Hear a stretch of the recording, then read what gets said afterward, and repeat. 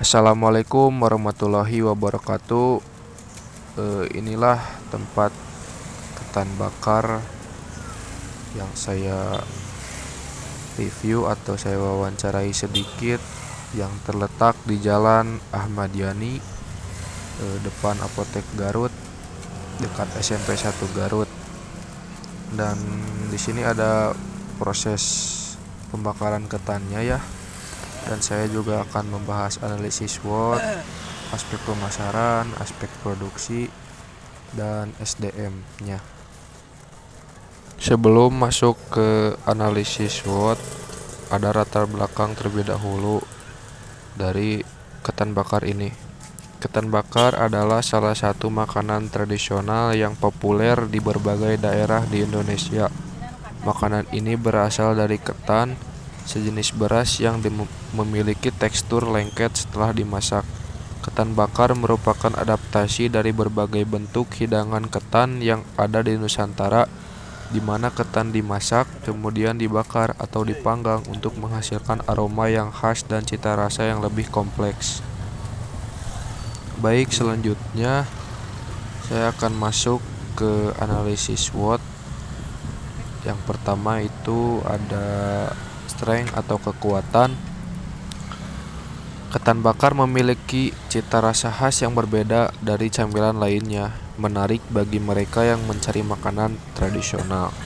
Ketan dan kelapa adalah bahan yang relatif murah dan mudah ditemukan di pasaran. Tidak memerlukan teknologi tinggi atau alat yang kompleks dalam proses pembuatannya. Dapat dikombinasikan dengan berbagai topping atau isian seperti kacang, kelapa, gula merah, atau bahkan keju untuk menarik berbagai selera konsumen. Cocok dijual di berbagai tempat seperti pasar tradisional, acara festival, atau melalui media sosial. Weakness-nya atau kelemahan, ketan bakar tidak memiliki daya tahan yang lama sehingga tidak bisa disimpan dalam waktu yang lama. Sebagai makanan yang cukup berat dan tinggi kalori, mungkin kurang diminati oleh konsumen yang sedang diet. Kualitas produk sangat bergantung pada kesegaran bahan baku, terutama kelapa.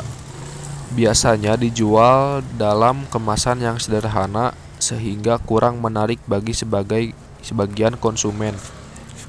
Opportunities atau peluang. Semakin banyak orang yang tertarik dengan makanan tradisional dan ingin mencoba sesuatu yang berbeda dari makanan modern, penjualan melalui platform online dapat memperluas jangkauan pasar dan meningkatkan penjualan. Meningkatnya minat terhadap wisata kuliner dapat membuka peluang untuk memperkenalkan ketan bakar kepada wisatawan lokal maupun asing. Bekerja sama dengan kafe atau restoran untuk menawarkan ketan bakar sebagai menu tambahan bisa menjadi strategi yang efektif. Mengembangkan varian baru atau mengemasnya dengan cara yang lebih menarik dapat meningkatkan daya tarik produk. Threats atau ancaman. Banyaknya pilihan camilan modern yang lebih praktis dan memiliki daya tahan lebih lama dapat menjadi ancaman bagi ketan bakar. Selera konsumen yang cepat berubah dapat mempengaruhi permintaan akan ketan bakar. Harga bahan baku yang tidak stabil dapat mempengaruhi harga jual dan margin keuntungan. Pengetatan regulasi terkait kebersihan dan kesehatan pangan dapat menjadi tantangan bagi produsen skala kecil. Kita lanjut ke aspek produksi ketan bakar. Yang pertama ada bahan baku, ketan, kelapa, gula merah, bahan tambahan seperti garam, pandan, atau daun pisang untuk membungkus. Proses produksinya ada persiapan bahan, membersihkan dan merendam ketan, memarut kelapa, dan memotong gula merah. Yang kedua, pemasakan ketan, mengukus ketan hingga matang dan pulen. Mengukus atau membakar juga bisa ya. Ini ada pembakaran, membentuk ketan yang sudah matang menjadi bulatan atau bentuk lain, kemudian dibakar di atas bara api atau alat panggang hingga menghasilkan aroma bakar yang khas.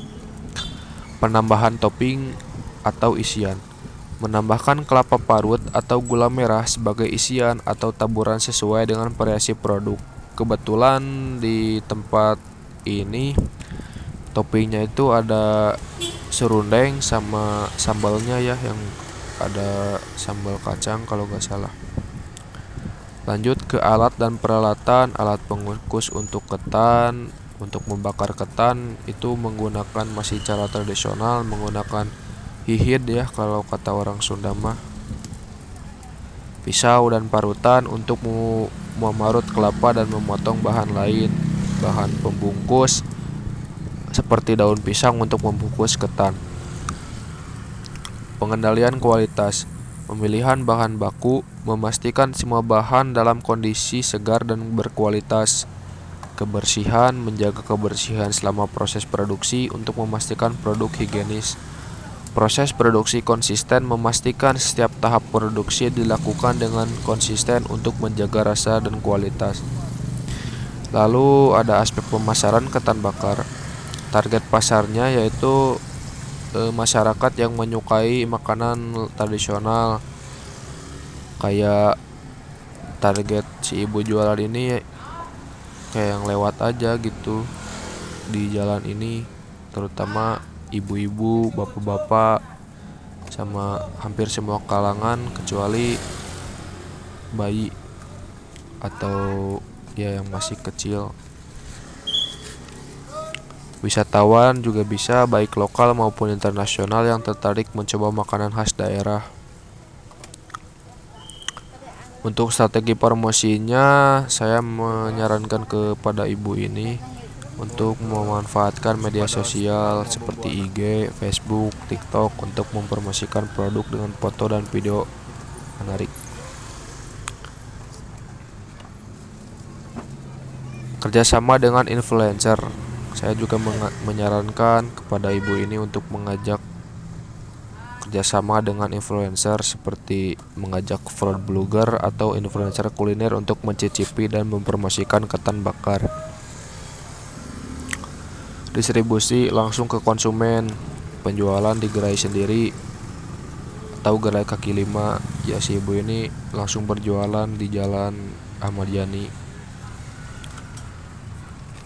melalui roda. Untuk kemasan tradisional menggunakan daun pisang atau kemasan ramah lingkungan lainnya untuk menambahkan kesan tradisional. Selanjutnya ada sumber daya manusia atau SDM dalam usaha ketan bakar.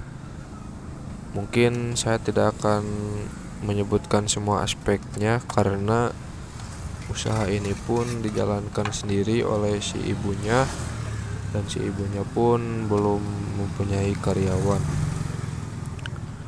Mungkin ada tugas dan tanggung jawab bagi pemilik merencanakan strategi bisnis, mengawasi keseluruhan operasional, mengelola keuangan, dan membuat keputusan penting.